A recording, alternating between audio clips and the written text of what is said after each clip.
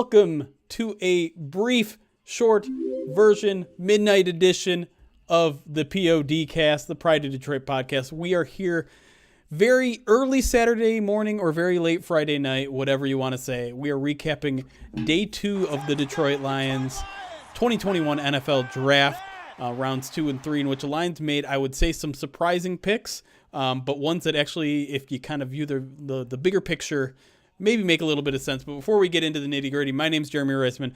I am the editor-in-chief at Pride of Detroit. With me is Eric Schlitt, the managing editor of Pride of Detroit. Eric, are you still awake? I am. I think I'm going to hold on for a little while longer here.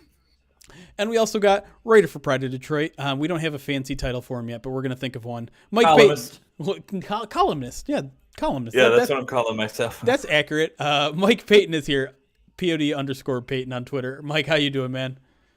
I'm good. You know, interesting, real quick. Yes. Yesterday was the 30th was my 10-year wedding anniversary. Right now, May 1st is my 5th year anniversary at Pride of Detroit. Now. Hey, there you go. Congratulations. 2 anniversaries in a row. Well, let's get into today because it was a very, very busy day. The Lions make 3 picks. They do not trade for the second day in a row. Stick with where they're at. They first start with Levi Onwuzurike. I almost got it on the first try. Third round, they double up on defensive tackle and go Aleem McNeil. And then they finish out the day by going Ifedi Melifonwu at corner.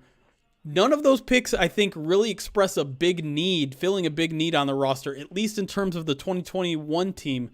But I think where the picks have value is in terms of really just the value. A lot of those picks, I think, were expected to either take place earlier or right around where the picks went in. So I just want to throw it to you, Eric, first impressions of day 2.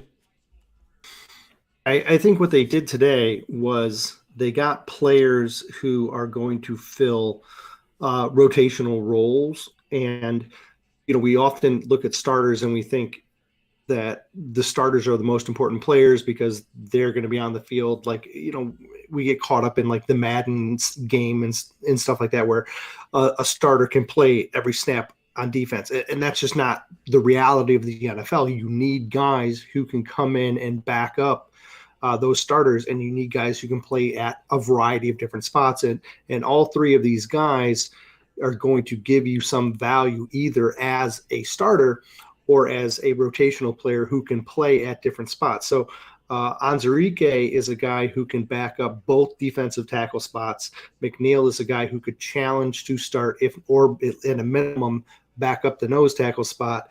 And then Melifonwu is a outside corner who Brad Holmes literally just said could be a potential safety or even cover bigger slot receivers, right? Because that's becoming more trendy, right? We're seeing a lot more of big slots in the NFL, and you need a big corner that's capable. Right now, you know, we've seen the trend is the nickel corners are still like your 5'9", 5'10" type corners, yet they're being asked to match up against guys like Quintez Cephas, who's 6'1", or TJ Hawkinson, who's 6'5", right? And so it's a tall task for those guys. And so the idea of transitioning some of these bigger skill players, bigger defensive backs, to be able to work within the slot to match up against those bigger slot offensive players is a good idea. And you get to see a little bit of that. Holmes said he believed Melifonwu could do that. I believe, I mentioned this earlier on the stream, I believe Okudah is a capable corner of doing the same thing as well. I think he can shift in against bigger guys. So it's potential. It's a lot of athleticism. The key trend with all of them is that they have really good quickness, really good first steps. They have really good hand usage. They all like to hit people, and the defensive tackles really like to hit people. So there's a lot of character trends that we're seeing, right? Yep. It's mentally smart players, guys who have football backgrounds with either with family members or just just a lot of experience themselves. And like with McNeil, he's multi-sport experienced, even though he's 320 pounds. This is a guy who was an outfielder on the baseball team, and he was a running back in high school. And it's just there's a lot of unique traits that these guys bring. And like you said, when you introduce them, the value fits the player, even though it's not necessarily some positional need that we were looking at. The value of what we were projecting these players to go is matching up super well with where the Lions ended up taking them. Yeah, and you kind of hit on the two major points that I came away with tonight, which is one, that value thing, and Brad Holmes kind of gave us a hint as to how valuably they viewed these guys, in that they almost traded up for Onwuzurike in the second round, but he basically got told by everyone in the war room, just be patient, and he ends up falling to him. And then when you talk about Melifonwu, he's a guy that apparently stuck out on their draft board as a guy who was way above the value of where he was. So they essentially, sounds like they didn't have really a choice in the matter but to take a guy that they had rated much higher than where they took him at the end of the third round. And then the other one is athleticism. The Lions have said all offseason they want to get faster on defense. They just got a lot faster on defense in every position. So it matches what some of the things they said, but I know it didn't hit a couple of needs. But let's throw it to you, Mike. What are your overall thoughts on the night? Are you happy? Are you sad? Are you confused? What are you thinking right now? Right now I'm happy. I'm about as happy about Onwuzurike as Brad Holmes is, and it sounds like, judging from his comments during the presser, it sounds like he's been in love with Onwuzurike since he was still in Los Angeles. So yeah, he was talking about looking at him last fall, and yep. We all know where he was then. But Onwuzurike, I see a lot of different opportunities with him, and I know that Eric was saying that you could put him as one, in competition with the number 2 defensive tackles, but I see situations where you could put him on the edge. I mean, he's not your typical defensive tackle. He's a little bit taller. He's a little bit skinnier. He's got a little bit more speed than McNeil or Danny Shelton did last year, and something like that. And you can still put him in the middle, and I think there's a lot of reason to think that Michael Brockers might slide over to the edge as well. I think there's just a lot that this defensive line can do with these two guys that they just picked up today. And McNeil, as Eric was mentioning, multi-sport athlete, he is a big boy, but he does not move like a big boy. He's got a twitch speed. I mean, he's very fast. He can get to the quarterback. He doesn't look like a guy that you would expect to just stop the run. It looks like he might be able to, get back there and put some pressure on the quarterback every now and again. As with Ify, I'm going to call him Ify now because apparently that's what we're all doing. I still see safety with him. I don't know. I mean, we'll see where it goes from here, but I think with his length and what he's able to do, and with what the Lions have at corner right now and a need at safety, I think you could slide Ify over there. Yeah, I mean, let's stick on Ifedi for a second here, because it's definitely one of the more interesting picks because of all the you can rationalize needing a nose tackle. You can rationalize needing a 3-tech because the Lions don't have one of those guys for the future other than John Pennicini, I would say. And even him, he doesn't bring kind of the pass rushing traits that Mike was just talking about that Aleem McNeil does. They don't necessarily really need an outside corner, though. They've got 2 young guys. They signed one in free agency. So Brad Holmes was asked, do you see versatility in him? And he said, yeah, I can see him. It seems like he was kind of pushed into saying, yeah, you could see him at safety or you could see him at nickel. But he said ultimately it would leave it up to the coaching staff. I think you look at all the traits and it just screams outside corner. He's long, he's tall. Some people viewed him as the best press corner in this draft. A guy that maybe had a round 2 grade for a bunch of guys.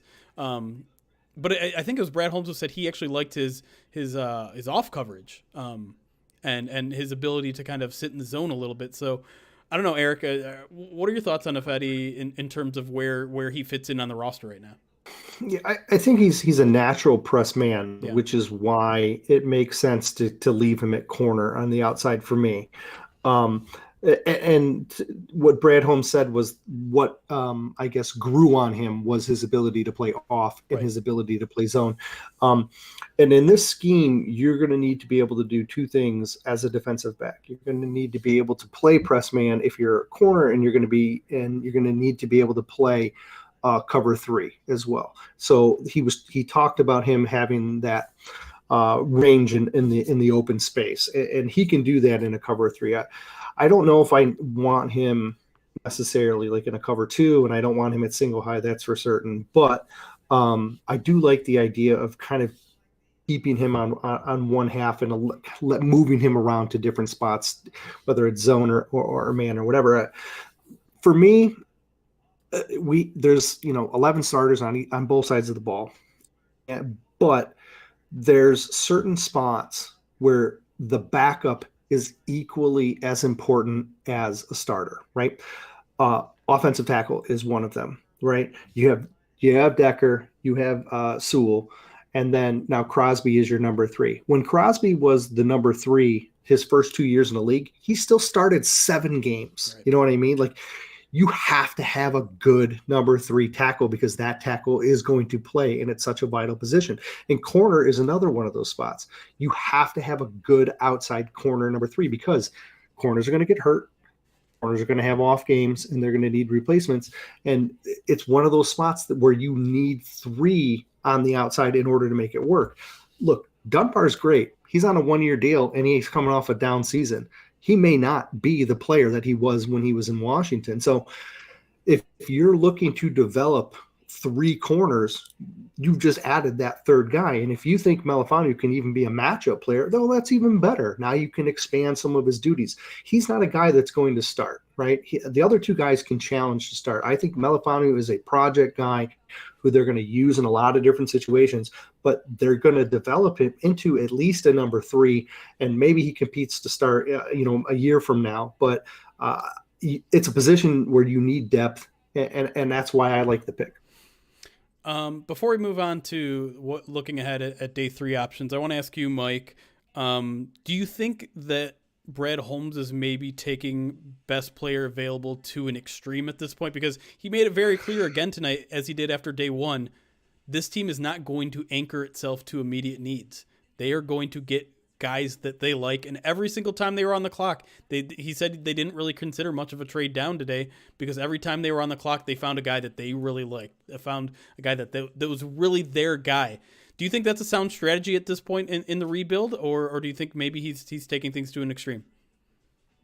Look, I mean, it feels like a breath of fresh air around here. If I'm being honest, I mean, we're so used to immediate need drafts, or Bob Quinn would sort of compartmentalize a lot on things that he missed the year before, and he would just super focus on fixing that the next year. Tight end. So, right, tight end, running back, that sort of thing. So yeah, no, I mean, I look at this as there's no wonder. Like, again, we said it earlier. There's no wonder these guys are all on 6-year deals. I think the general feeling around the clubhouse and everywhere, at front office, all the way up to the top, is that this is a process. This is going to take some time to put together. We're going to have to do it the right way and not the fast way. And I honestly, I think that this is. I'm on board, man. I would love to get some sexy playmakers in here, and that would be great. But if it takes a while to build up to that, and you have enough strength in the trenches where everybody says his football games are won, I mean, why the hell not? Yeah, I don't necessarily disagree with that. I know there are definitely some certain players that I think Lions fans would disagree with in terms of their value, like the fact that JOK fell as far as he did.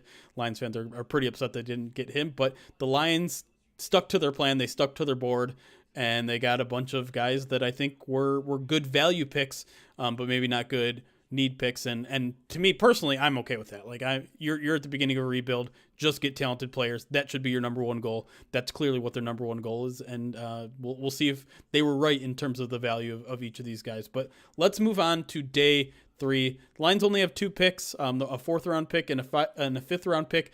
Still some interesting names available on the board. Jabril Cox is probably the number one name, and the Lions have a definite need at linebacker.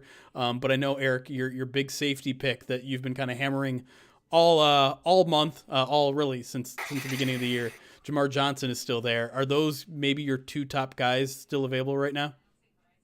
Yeah. I mean, I think those are the 2 that are the best players on my board, and they're also 2 big needs, right? So that you could see the Lions definitely go fill them. If you want to expand past those guys, there's a couple positions that have been hit very lightly. And I mean, look no further than running back. There's only been 3 or 4 taken. That's it, right? And I know when we get to day 3, it's not as, we won't hurt your feelings as much if we take a running back. But if you look at where Holmes is familiar, it's possible he looks to take one. I don't think it's necessary, but there's only been a couple taken. I feel like the wide receiver market slowed down a ton in the 3rd round. We only saw 5 of them go in the 3rd round, where we were seeing them a lot steadier in the earlier rounds. So you still have a couple really good receivers that are there. Tylan Wallace, St. Brown from USC. Yep. Those are both guys that could challenge to start, honestly. They're both real good. But then you also have like guys who are probably plug and play slot guys. Kay Johnson is a plug and play slot guy. Jalen Darden, who you could take in maybe in the 5th round. I think you could play him in the slot. I don't know if he's necessarily going to be the starter, but I think Kay Johnson would be. So you've got at least 3 receivers that you could look at. The offensive line, I feel like, has been pretty picked over. There's the only couple of guys that are left are guys who have, had some injuries or kind of guys with limited experience that are more upside guys. But there's still a couple of them that had. It's a deep class, so there's still a couple of those guys hanging around as well. And there's 5 defensive tackles have been taken, but 2 of them are on the Lions roster. So I don't know if they're gonna take Nixon from Iowa, but he's the highest rated D tackle if he wanted one.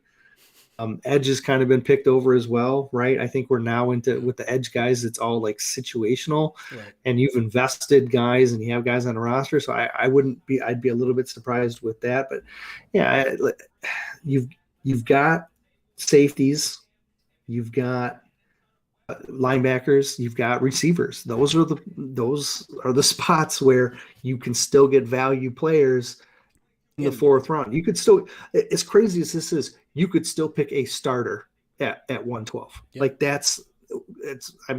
on the one side, that's sad because of the state of the roster, but then that's also good because you're going to get a player who can contribute both short and long term. So I'm excited for this first pick of day 3.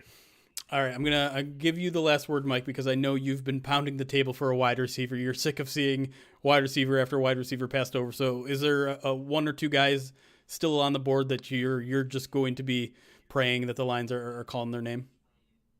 Yeah, and it's 2 guys that Eric already mentioned. It's Tylan Wallace. It's Kay Johnson. Mm-hmm. I think that both those guys could start day 1. And you need a playmaker. You gotta have one. And I say Lions just do not have one at this point. And look, I'm not saying that you got to go get a wide receiver so you can go make the playoffs. Like, obviously, that's not going to happen. But you need somebody for the future. I don't think whoever they pick tomorrow, if they take a wide receiver, is going to be the last wide receiver that they take. I mean, maybe next year they take one of the top guys off the board. I don't know. But definitely need a wide receiver. And if I could just throw one defensive guy in there that I've got a little crush on there, it's Charles Snowden from Virginia, 6'7" linebacker.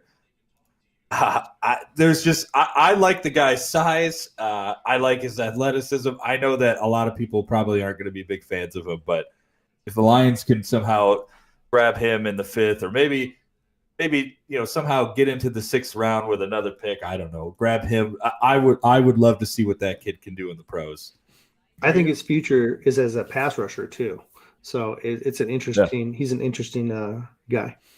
Mike calling his shot on his way out, which I appreciate. Thank you all for joining us all weekend. That will kind of end our live streaming coverage, but we will be back with a big new draft recap probably on Sunday night. You can join us live on Twitch and YouTube, twitch.tv/Pride of Detroit or youtube.com/c/Pride of Detroit. But until next time, thank you for listening. We'll see you next time.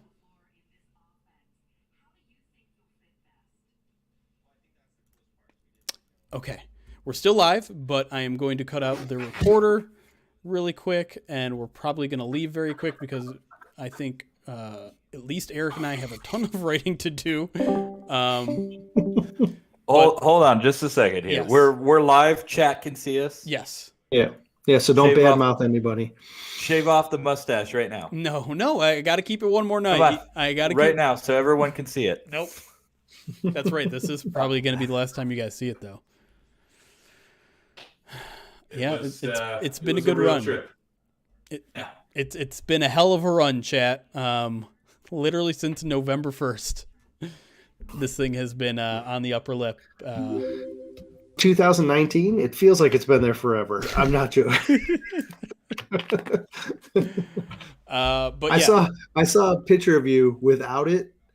I didn't recognize you at first. Yeah, that happened to me in about January, and it freaked me out. Where I'm just like, oh, my normal look now is with the mustache, and I do not like that. That is an unsettling feeling for me.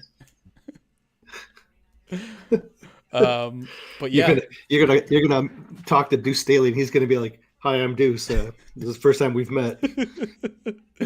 Here's what I'm afraid of, and almost certain is going to happen though too, is when I shave this off, there's going to be blue, like dyed blue skin underneath it. Because 100%. I wasn't. There's no way you did that. There's no way you did that well. There's no way. How dare you? I don't think there is a way to do that well. Who dyes their mustache? I don't. No, Mike, you should have seen when I was bleaching it. Chat, I was live streaming it, and it was the most awful experience because my lip hair has now grown to the length of where it's dangling over my mouth. So I had bleach dropping into my mouth, and I felt like I was dying. I felt like, I mean, that's how people die. People die like that. That'll do it. Yeah. I think that, there's probably plenty of cases in that. That literally might have been what was happening. But I had a cover here so that I could breathe through my nose without breathing in bleach. And, I don't know. I didn't burn any skin, so I thought that was a win. Yeah. Take what you can get. Exactly. Yeah. These wins where you can. All right. With that, let's close it out. Do we want to raid someone else again? We could literally raid Papa Sig again, or do you want to throw Reno a bone, even though he's not doing any work for us tonight? Can we raid somebody random? We could, but I don't know how to even find somebody. I might have to go raid Reno and tell him I got to pick up his slack now. All right. Yeah, that's what we're going to do, because Eric is going to write one of the articles that he was originally supposed to write. So I want everyone to go in there and say something to that effect of Eric's mad that he has to cover your ass now or something. I don't want him mad at me. All right. Maybe some use better language than I am. But let's go raid him if you're over here on Twitch. If you're over on YouTube, appreciate all the support. We killed it on YouTube. This was the first time streaming the draft on YouTube, and crazy support. We appreciate all of you. Appreciate everyone who stayed up past 1 o'clock here on the East Coast too. But yeah, enjoy your Saturday, everybody. We will see you on Sunday night sometime. Make sure you're following Pride of Detroit on Twitter to get those notifications. But until then, y'all, have a good night. Get some sleep. Go Lions.